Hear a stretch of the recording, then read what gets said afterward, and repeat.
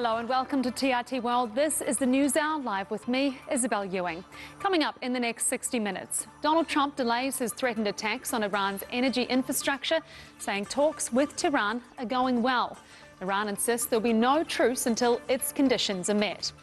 Plus, Israel intensifies its attacks across Iran, including the capital Tehran, killing scores of people, many of them women and children. Rescue operations are still underway at multiple locations. We'll be live in Tehran, Tel Aviv and Washington, D.C. Iran's national football team paid tribute to the victims of the deadly US bombing of an Iranian girls' school ahead of a match against Nigeria, as the UN rights chief urges Washington to publish its findings into the attack. 170 people, mostly schoolgirls, were killed in the strike that took place on the first day of the war. And Israel continues expanding its invasion of Lebanon. At least 11 people have been killed in the latest Israeli bombardment in the country, this as the humanitarian crisis deepens. All that with plenty more coming up this News Hour.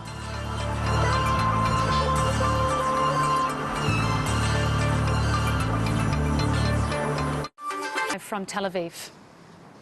Iran's response to a US peace proposal aimed at ending the war is expected later on Friday. That's according to a source close to negotiations. For more on this, I'm joined live by John Brain from Washington. So, John, what can you tell us about this, given that, as we're just discussing with Reza, the two sides are still very far apart? David DeRoche is a former director of Arabian Peninsula Policy at the Department of Defense and joins us now live from Maryland. Thank you so much for joining us, David. So, just talking there with John, our correspondent in Washington, about what potentially could come next.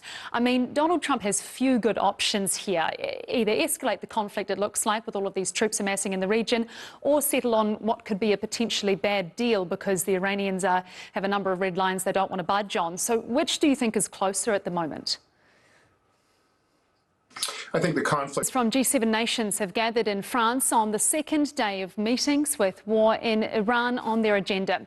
In a joint statement, they've called for an immediate end to attacks against civilians. Peter Allen standing by for us in Paris. Peter, how significant is this statement by the G7 foreign ministers as far as bringing peace to the Middle East and the Gulf is concerned?